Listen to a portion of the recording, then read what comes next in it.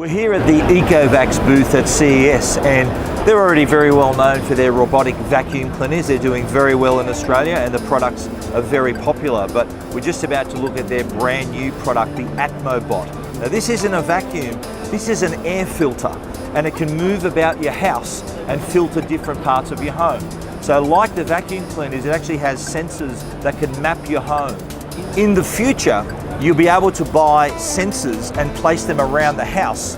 They will be able to detect the air quality in each of those rooms and then deploy the Atmobot to that particular location.